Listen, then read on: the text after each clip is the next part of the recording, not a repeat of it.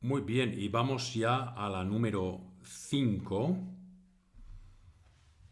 de la fábula de Polifemo y Galatea, estrofa número 5, donde nos encontramos ya, hemos leído en la número 4, nos ha situado geográficamente, ha situado el paisaje y lo que ocurre en ese paisaje de forma general. Cromáticamente estábamos en un entorno grisáceo, argénteo, brillante, diría yo, porque estamos enfrente del mar viendo cómo las olas chocan contra la roca, ¿verdad? Pero ya después de esta descripción entramos ya en el más concreto paisaje alrededor de la caverna de Polifemo y ya los cromatismos son completamente oscuros. Caliginoso, obscuro, negra, noche, nocturnas, ¿verdad? Caliginoso, por ejemplo, es una palabra muy interesante porque expresa oscuridad, pero es una oscuridad casi que se siente con el tacto, ¿verdad? Caliginoso, es como gelatinoso, es una oscuridad gelatinosa que la siente la piel como un bochorno, como una oscuridad donde no entra el aire, donde no entra la luz tampoco, ¿verdad? Entonces, ¿qué nos dice Jesús Ponce Cárdena sobre lo que decía Juan de Jáuregui en su antídoto contra la pestilente poesía de las soledades? Las soledades son otra obra de Góngora y Juan de Jáuregui criticaba a Góngora por cosas que él, como poeta de la época, no podía entender. Lo contrastaba con Virgilio. Fijaros lo que dice. Su intento de vuestra merced aquí fue escribir versos de altísimo lenguaje, grandílocos y heroicos. El que mejor hizo esto fue Virgilio Marón, pues cotejado su estilo con el de vuestra merced es tan diferente y opuesto que cualquier español con 2 maravedís de gramática entenderá fácilmente los versos del poeta y los de vuestra merced, con ser en su lengua vulgar, no los entenderá ni aun con dificultad. Mas dejemos la pureza del gran Virgilio, de quien vuestra merced es antípoda. Estacio Papinio, insigne poeta, es tenido por áspero y atrevidísimo, y osaré apostar que no se halla en toda la Tebaida, que es una obra de Estacio, tan espantoso grimazo como el menor de los que vuestra merced emprende. Bueno, esto es interesante y tremendo. Por cierto, que Juan de Jáuregui fue un gran poeta. Ahí me he comprado yo unos libros de él y vamos, espero que lo podamos ver. Eh, pero claro, no tan grande como Góngora, al quien él no entendió. Porque Góngora seguramente no estaba pretendiendo ser como Virgilio, aunque sí se inspiró en la Tebaida de Estacio, que fue una epopeya latina muy leída en la época de Góngora y que ha dejado otras huellas en su poesía, como vamos a ver después en este añadido que he adherido aquí a esta presentación. Vale, entonces voy a leer la estancia, que no la he leído todavía, que es guarnición tosca de este escollo duro, troncos robustos son, a cuya greña menos luz debe, menos aire puro la caverna profunda que a la peña. Caliginoso lecho el seno oscuro, ser de la negra noche nos lo enseña, infame turba de nocturnas aves, gimiendo tristes y volando graves. Vale, de nuevo, cuando leemos esto a primera vista, nos encontramos con la gran dificultad de entender qué está pasando. Nos viene como una imagen, ¿de acuerdo? Nos viene como que algo oscuro, algo tétrico está ocurriendo. Se ve también que es una descripción de la entrada de Polifemo, si sabemos que se refiere a eso, porque si entramos, digamos, a pelo, sin saber nada sobre lo que se está hablando aquí. Todavía no se ha mencionado, por ejemplo, a Polifemo, excepto en el título, quizá. Si sabemos que el título es ese, sabemos en dónde nos estamos adentrando. Pero leyendo esto así de golpe, no se entera uno prácticamente de nada. Entonces, voy a hacer entre comillas, por supuesto, una traducción, es decir, voy a poner en términos prosaicos y burdos, con las mismas palabras de Góngora, qué está diciendo Góngora. Después voy a explicar las palabras que necesitan una explicación desde el mismo texto o contexto. Y vamos a ver después un contexto ya más en términos culturales de qué está haciendo Góngora aquí. Culturales en referencia a poéticas anteriores, ¿vale? Entonces, del verso 33, que es el primero de esta estancia, al 36, dice así. Lo que está diciendo es: los troncos son guarnición de este escollo. La caverna debe menos luz y aire puro a la greña de los troncos, o sea, al ramaje, que a la peña misma. Es decir, hay tanta espesura en la vegetación que incluso más que la peña está esta vegetación tapando la luz y el aire a la caverna. Es decir, la vegetación que guarnece la caverna es tan frondosa que deja pasar menos luz y aire que la propia peña o piedra que la cierra. Vale, y ahora en detalle, los mismos versos, dice: los troncos son guarnición. La guarnición quiere decir un rudo adorno, una rudimentaria defensa. Esto es en palabras de críticos de la época. De este escollo, que es un peñasco más propio del mar, pero está justificado porque, como hemos visto en el número 4, estamos cerca del mar, estamos tocando al mar. La caverna debe menos luz y aire puro a la greña. Aquí la greña es una metáfora de espesura, fronda vegetal, y frondosas y enmarañadas ramas, y en concreto viniendo de Horacio, el poeta latino del siglo I a.C., que dice en latín comae arborum. Aquí, o sea, Jesús Ponce Cárdenas está constantemente llevándonos a literatura clásica, o bien contemporánea de Góngora, o bien algo anterior a Góngora, tanto latina como italiana como española, en la que se inspiran estos versos. Y en este caso sería comae arborum, que sería cabellera de los árboles, que viene de Horacio, que seguramente Góngora lo conocía con toda seguridad. Que a la peña, que esto es todo una hipérbole, porque lo que está diciendo es que la vegetación en torno a la caverna tapa la luz y el aire más incluso que la peña misma, para darnos una idea de lo denso y de lo oscuro del entorno en el que después nos vamos a encontrar a Polifemo. Luego, la segunda parte de esta estancia, que va de los versos 37 al verso número 40, al último verso que tenéis aquí, dice así, lo voy a leer primero en el poema: caliginoso lecho, el seno obscuro ser de la negra noche nos lo enseña, infame turba de nocturnas aves gimiendo tristes y volando graves. Aquí nos puede confundir un poco este ser, a qué corresponde. Luego el hecho de que nos lo diga a nosotros nos lo enseña, ¿de acuerdo? Y como siempre, aquí es cuál es el sujeto, cuál es el objeto directo, a qué se está refiriendo el verbo en sí, ¿vale? Aquí tenemos nos lo enseña, es un verbo, pero tenemos el verbo ser en infinitivo también, y nos liamos un poco. Entonces, entre comillas, la traducción en prosa sería la siguiente: una turba de aves nos enseña el seno oscuro de la caverna, nos enseña que el seno oscuro de la caverna, habría que decir aquí, lo voy a corregir, que el seno oscuro de la caverna es el caliginoso lecho de la negra noche.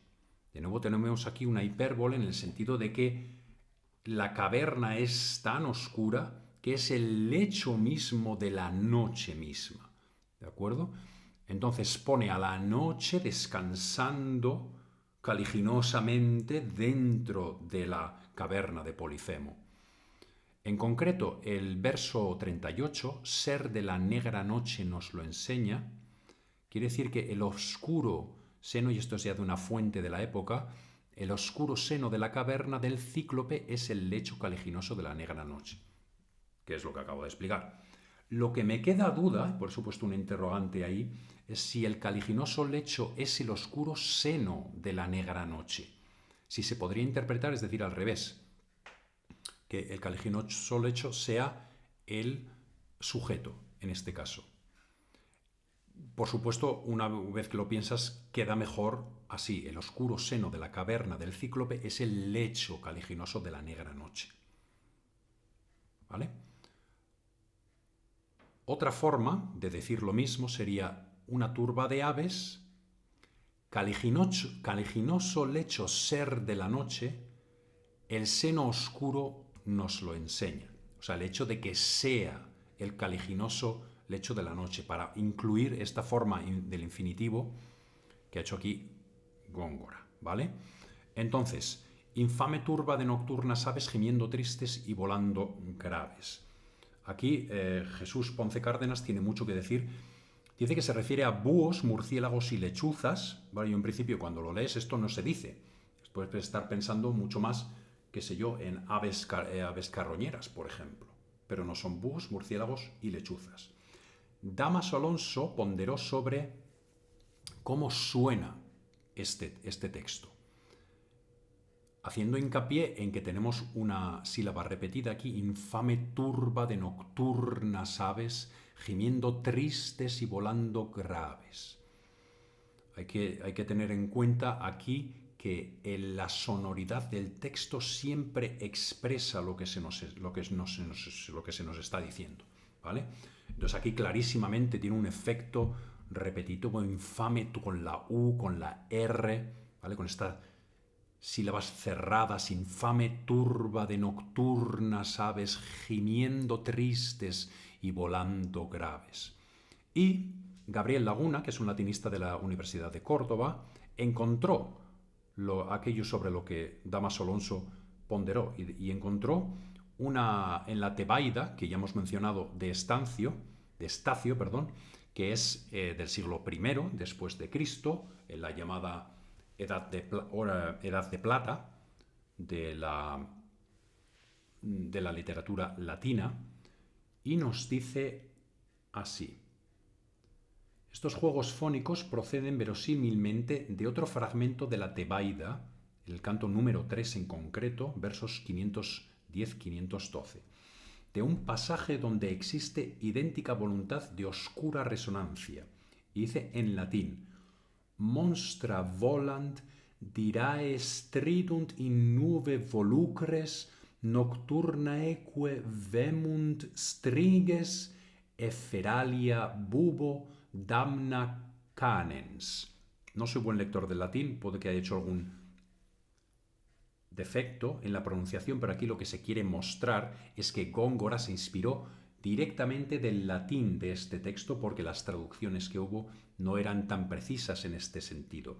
Y efectivamente, si aquí se ve, por ejemplo, monstra, de monstruos, de pájaro monstruoso, monstra volant, dirá stridunt, ¿vale? Vuelan criaturas monstruosas que chillan, stridunt in nuve volucres, ¿vale? Está enfatizando aquello que Damaso Alonso estaba ponderando sobre el texto modernamente, o sea, hace poco, relativamente poco, Gabriel Laguna encontró de dónde podía venir la inspiración para este texto de Góngora en la literatura latina. Y nos da además a entender que Góngora lo conocía muy bien en latín, no en castellano. ¿Vale? Vamos a leerlo otra vez. Los dos. Caliginoso lecho, el seno oscuro, ser de la negra noche nos lo enseña, y ahora viene la parte que nos concierne. Infame turba de nocturnas aves, gimiendo tristes y volando graves.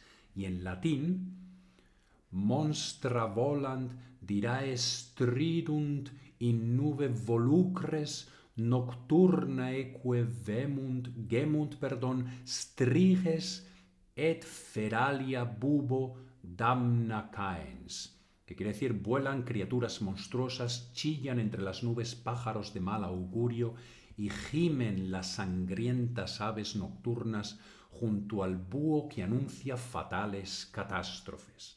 ¿Vale? Eso está en la obra La Tebaida de este autor latino del siglo I de Estacio. Muy bien, entonces, la adaptación poco acertada del pasaje por parte de Juan de Arjona haría pensar que esta vez Góngora se fijó más en el original latino que en la traducción castellana, versión que seguramente conocería por una copia manuscrita. Nocturnas aves por el aire gimen, monstruos vuelan al fin y el búho triste, entre ellos ave funeral asiste, donde no encontramos en el castellano, excepto en monstruos, quizás, esa sonoridad que Góngora se inspiró del texto latino, no del español. Si se observa con detención el texto estaciano, o sea, de Estacio, se evidencia la identificación de una serie de analogías léxicas muy precisas. Volucres en latín, aves. Nocturnae, nocturnas. Volant, volando. Gemunt, gimiendo. Y también alguna posible adaptación de sentido. El adjetivo feralis se asocia con lo funesto, aciago, fatal, de modo que podría plantearse como equivalente de la voz infame empleada por Góngora.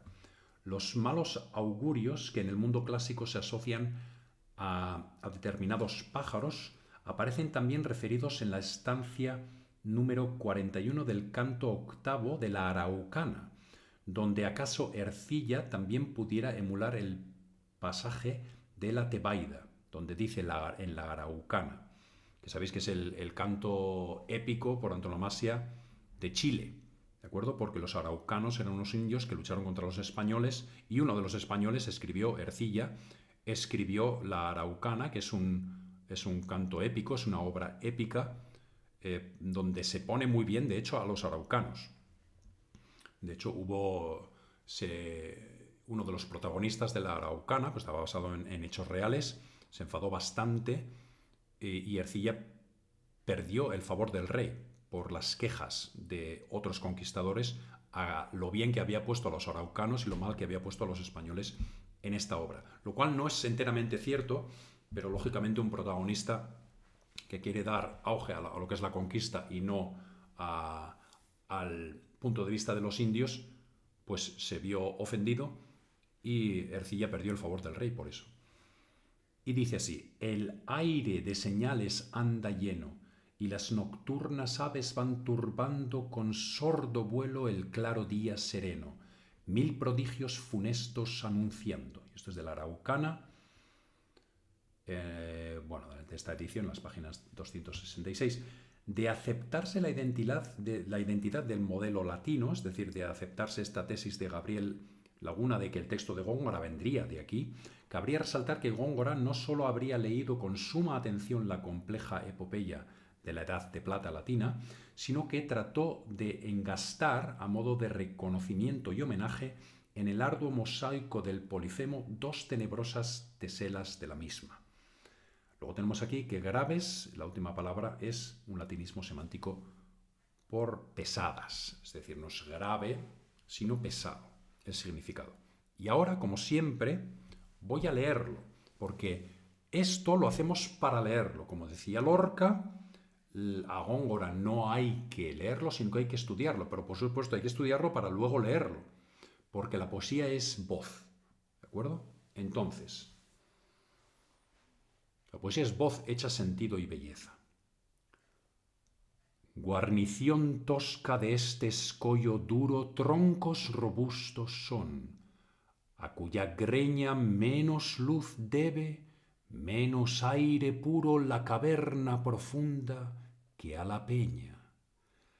Caliginoso lecho, el seno obscuro ser de la negra noche nos lo enseña, infame turba de nocturnas aves, gimiendo tristes y volando graves. Y otra vez, lo voy a leer otra vez. Porque al final, una vez que lo has entendido, es cuando se empieza a disfrutar. Guarnición tosca de este escollo duro, troncos robustos son, a cuya greña menos luz debe, menos aire puro la caverna profunda que a la peña. Caliginoso lecho el seno obscuro ser de la negra noche nos lo enseña, infame turba de nocturnas aves, gimiendo tristes y volando graves. Esto es fantástico. Bueno, pues ahí lo dejamos. A ver si hago la sexta. Adiós.